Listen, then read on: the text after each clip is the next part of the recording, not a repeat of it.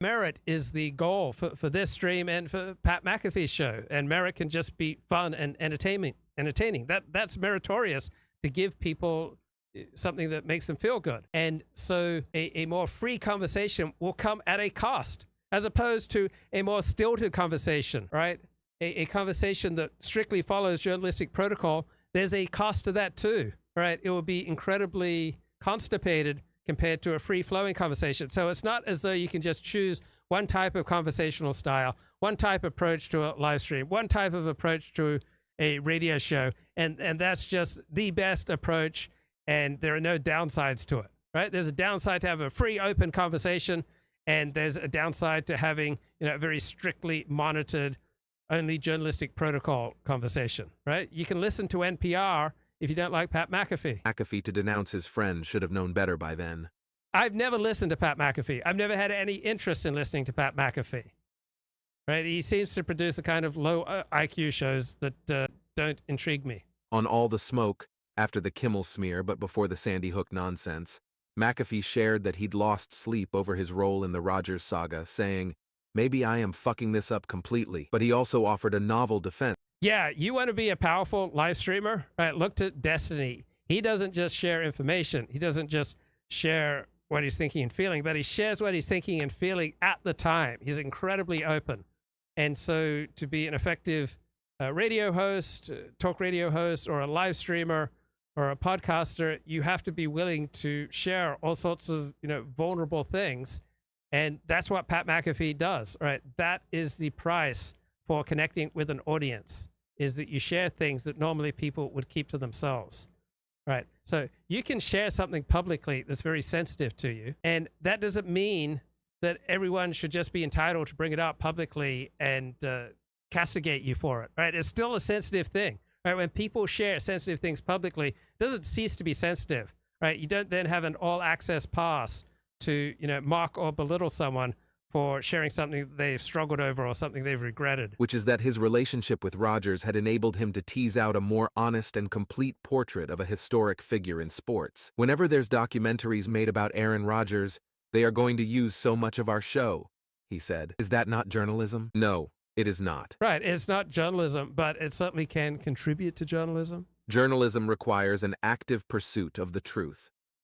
And you really think this author would pursue an active pursuit of the truth if doing so would get him banned from all the outlets that he likes to publish in, that he would lose his social circle, that he would become incredibly isolated, that his family would turn against him, that it would place him in poverty and he'd have to get a job, selling athletic shoes? Right? I don't think this journalist would be willing to pursue the truth. I don't think most journalists would be willing to pursue the truth. They're willing to pursue the truths that are socially acceptable in their profession. Stepping on a rake. He's not completely wrong, though. We can debate forever the ethics of platforming public figures who say odious things. But it's also true that Rodgers used to be considered among the more thoughtful, intellectually curious stars in the NFL. And now, thanks in no small measure to the Pat McAfee show, we've heard enough of his self-satisfied, moronic bloviating to know better. This sheds light on the controversy of the lab leak theory from a year ago. Very charitable view of the research happening in that lab. So I don't believe that they were intentionally trying to make pandemic pathogens. They tried to do their work in very weak viruses, but I think by accident they might have put in a pandemic feature that made one of these weak viruses capable of starting a human pandemic. And the issue here is that they were doing a lot of this work in the years leading up to the pandemic at a very low biosafety level. So you had asked Bob Gary, was it appropriate for them to do this type of research at BSL-2, and Bob said he thought it was a high enough level of biosafety. That is just not true. So you cannot be working with novel SARS-like viruses at BSL-2. If you do this for several years and you're working with hundreds of these SARS-like viruses, one day you're going to get unlucky. Right. So what about his point? He was saying all the cases originated around the Hunan market, and that in that market, they found traces of the coronavirus in this particular section where the animals were kept. There are a few facts that need to be pointed out about this market. So the first thing is that this market is the size of about 10 NFL stadiums. Okay, 10. Okay, so she's a molecular biologist, all right? She's not a virologist. NFL stadiums, the retail space in that market, and it's located in one of the most densely populated districts in Wuhan City, where most of the elderly people live. It's located right next to the Wuhan CDC and several hospitals, key hospitals in that city. It's also located next to the most highly trafficked metro train station in that city. Oh, great line here from Brandon Smith. It's ironic how the COVID pandemic is just another unwanted government program. Good point. So by the time the investigators went there, the entire market, 10 NFL stadiums, had been plastered with virus.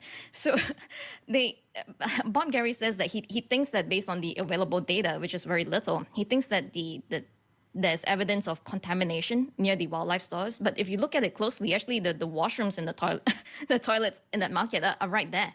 So he and his collaborators on this peer-reviewed science paper he's pointing to actually admit in the paper itself, we don't have the data, but we're going to make a bunch of assumptions that support our belief that this came from the market, and we're going to tell everyone that we've found the animal at this market. Those studies cannot stand if they were truly opened up for open peer review by other scientists. What do you make of his assertion? Because I said, where's the animal? Where's even one? You know, they tested 80,000 and they're not there. And he said the Chinese got rid of them, you know, in an effort to cover it up, that they didn't want the news narrative to be they came from a lab, which, you know, from the Wuhan market.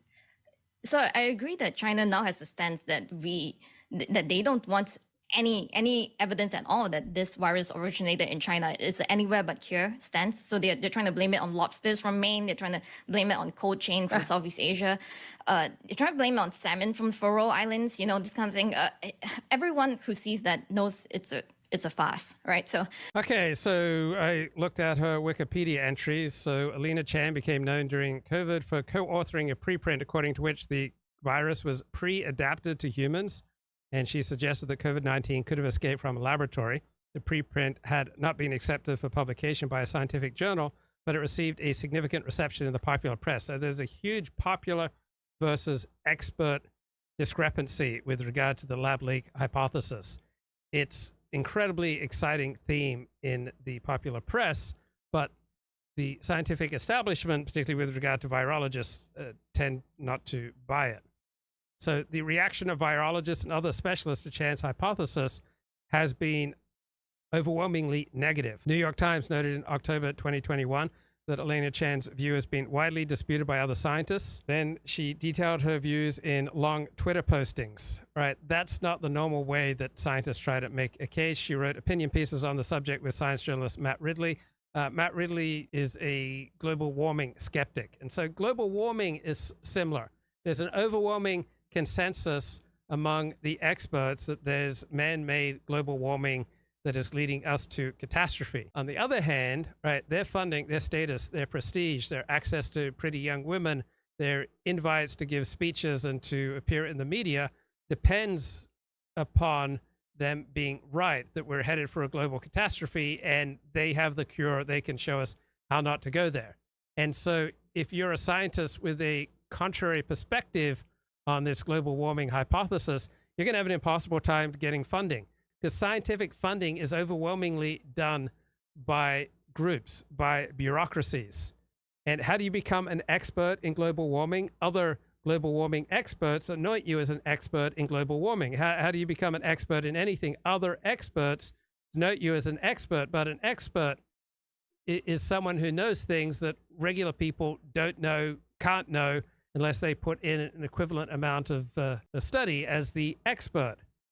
So expertise poses a significant challenge to democracy, and virologists want, you know, maximum freedom for themselves and status and prestige and funding, and they don't like, you know, what Alina Chan is talking about. All right, so she and Matt Ridley authored a book called Viral: The Search for the Origin of COVID-19.